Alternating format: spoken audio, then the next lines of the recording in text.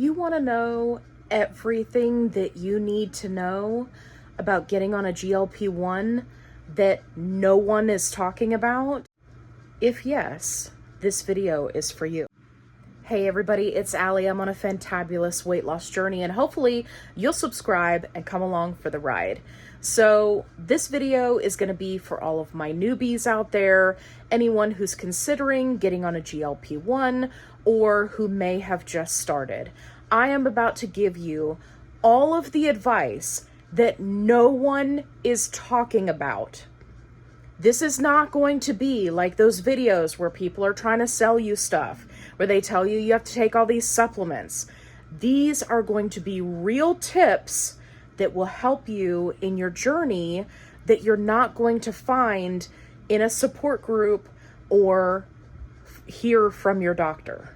Things first, you need to make sure that you are doing all of the basic things. And the basic things are prioritizing protein, staying hydrated, getting in movement, whatever that means for you. And you need to make sure that you are tracking everything. And what I mean by tracking is not necessarily tracking your calories if you're not comfortable doing that. If you are comfortable doing it, or you were somebody who previously said via diet culture, oh, tracking calories is too hard. It is a wonderful tool that can really help you pinpoint where things are going wrong. One of the key important things that you need to learn on this journey is to make healthy choices and learn portion control. It is much more challenging to do that if you just rely on the appetite suppression from these GLP-1 meds and you're not tracking everything. Also, tracking comes in very helpful if you start having side effects, if you start noticing you're getting heartburn, if you're getting a lot of nausea, right? You can go back and look at, well, what was the last thing I ate? Oh, I ate this pasta dish that had a tomato sauce. I'm going to keep an eye out and see if this happens again if I have something with tomato sauce. Or, like me, for instance, whenever I would eat red meat, I would become very ill. It was really hard for me to digest. You're not going to be able to easily pinpoint those things if you're not tracking what you're eating. Let's talk weigh-in day, because nobody talks about this but me, so I'm so glad that you're here. So everybody, like 99.9% of people, their weigh-in day is their shot day, which means they're weighing themselves once a week. And many times people are disappointed in their weight loss for the week because they're weighing in on shot day. And what I have found that has been hugely helpful for a lot of people is your body does not function on a schedule. It most certainly does not function according to a calendar. So you may need to adjust your weigh-in day, and I'll give you mine as an example. So my shot day is Friday, after work, right before bed. And I do that so that I can deal with any side effects over the weekend and it doesn't affect me at work, which is an important side note about when to take your injection. Now, when I do my weigh-in on shot day, Friday morning, I do it first thing in the morning, after going to the bathroom, before I eat or drink anything. But sometimes that weight that I worked so hard the week before, right, to get rid of, does not show itself on the scale until the following Monday.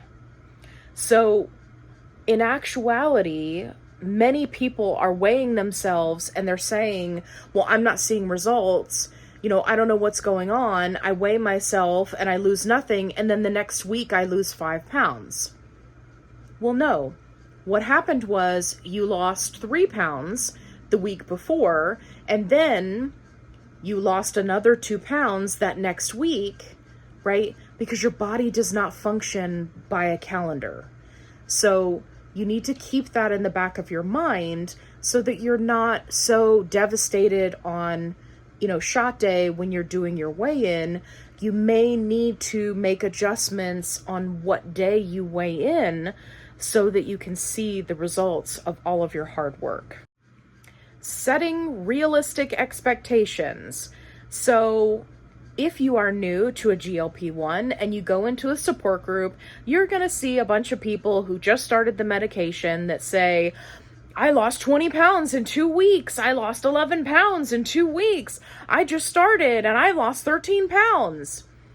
You need to understand that for some people, there is an initial drop in weight, most of which is water weight. And then the weight loss starts to level out, and it's anywhere from 0.5 pound to 2 pounds a week, which is healthy weight loss. And even then, you're not guaranteed to lose weight every week. This is very important because there are some people who get really upset, especially if they're paying out of pocket, because they're not seeing the results that they want fast enough. In the same vein of fast enough, this is the long game. The idea is for you to lose weight over time and reach your goal weight. It is not going to happen overnight. If I had $1 for every person that posted and said, oh, I got on Zepbound because I've got, this cruise that I'm going on in 3 months and I want to lose 40 pounds, right? You are setting yourself up for failure. The medication doesn't work like that. Now, do people who start at a much, much higher starting weight have that kind of weight loss? Yes, initially, many of them do. But some people will be on the first few doses of this medication and they will have 0 weight loss and they won't lose weight until they're at the higher doses. So if you set those kind of parameters around your weight loss, you are setting yourself up for frustration, disappointment, and self-sabotage. If you are new to a GLP-1, in the first month 1, you need to try every injection site. If you're doing Mounjaro or Zepbound, or Tirzepatide, those are going to be the top of the thigh, the abdomen area, right? Like 2 to 3 inches away from the belly button, or the back of the arm. You need to try each one at least 1 time. The reason why this is so important, and nobody talks about this, is because each injection site may give you different results as far as side effects go. Now, I'll tell you about mine. When I do top of the thigh, I have minimal side effects, almost none. In the very beginning of my journey, I had fatigue, and I still have fatigue if I go up in dose. I'll have fatigue, I'll have, it can be rough, like the first couple of days after a shot as far as sleeping goes. Vivid dreams, which is normal. Again, another one of those things that people don't talk about. So that's top of the thigh. Abdomen. When I give my injection in my abdomen, I have serious nausea, potentially heartburn, depending on the food that I'm eating. But the nausea is like off the chain for multiple days. Back of the arm, I got horrible headaches for days. No nausea, no other side effects, horrible headaches for days. So I used this information by testing all of these sites in the first month that I was on GLP-1s to figure out, okay, so if I have something going on and I need to make sure that I don't have a lot of nausea, right? Then I do the injection in my thigh. If I don't have a lot going on or I need a little bit more appetite suppression, then I'll do the abdomen. I never do back of the arm, ever. That was a one and done for me. Those headaches are no joke. Nothing touches them. It was almost like having a constant migraine for 3 days. So I will not be doing that again. But the point is, you need to test the injection sites, not just for side effects, but also because you're supposed to be rotating injection sites, right? Do one in the right leg, then the next week the left leg, then the next week the right side of your abdomen, next week left side of your abdomen, next week your right arm, next week your left arm, right? If you don't have serious side effects at one of those locations, but you're not going to know unless you test it. There are people that have gone their entire GLP-1 journey, lost over 100 pounds, only doing injections in the abdomen. They've had horrible side effects, and then somebody says, hey, you should just change your injection site, and they go to thigh, and then they have no side effects. It's like magic. I can't explain it. I don't know the science behind it. It has something to do with how the medication is absorbed and the rate of which it's absorbed by the body, and everyone is different, right? So some people, abdomen is fine. Some people, back of the arm is fine. But you're not going to know what it is for you unless you try it.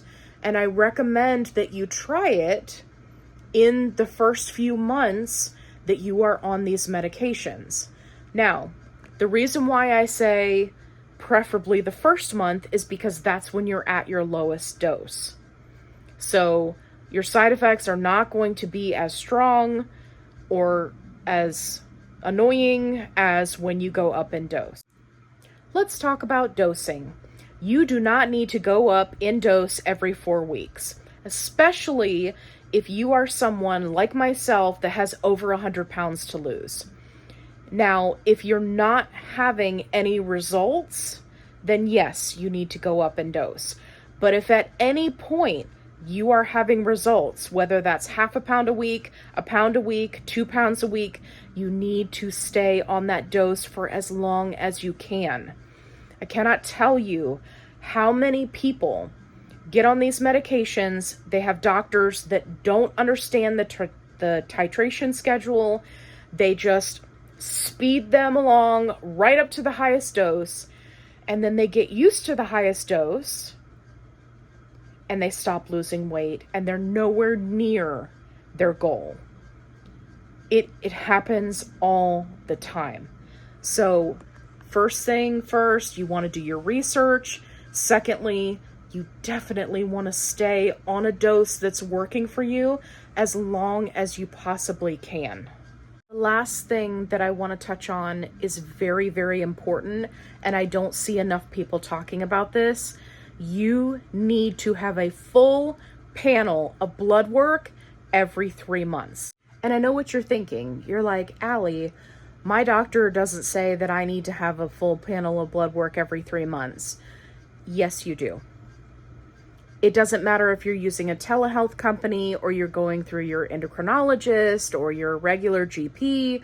You need to take it upon yourself to have blood work done, a full panel, every 3 months. Many insurance companies are now requiring it, so you definitely want to double check with your insurance and see what their requirements are. Now, the reason why this is important, because if you're getting blood work every 6 months or once a year or not at all, if there is any problem or the beginnings of a problem with your liver, with your pancreas, with your kidneys, with your cholesterol, with anything, you're not going to know until you end up in the ER. There are a significant number of side effects that can happen with these medications that, if they're not caught early, can be problematic. Like I said, you can end up in the ER, your doctor will take you off the meds. It's problematic. But if you catch it soon, by going and doing blood work every 3 months, you can get out ahead of it. And if you'd like more information on this specifically, go check out my video where I just did lab work not that long ago. It's titled Bad Labs, and I talk more in depth about some of the things that can happen. I hope you found this video helpful. If you are just starting out on a GLP-1, please make sure you take a look in the description box. I have a link to my positive only support group. We are super supportive, If I could talk, that would be great. We are super supportive of new people on GLP-1 medications, and as you may notice over time, some of the other groups are not so friendly when it comes to beginner type questions. So check out the link in the description box below. If you haven't already, hit that subscribe button because I have other awesome tips and tricks videos. I post videos every day, 5 days a week, so you'll never be bored. And as always, be kind, rewind.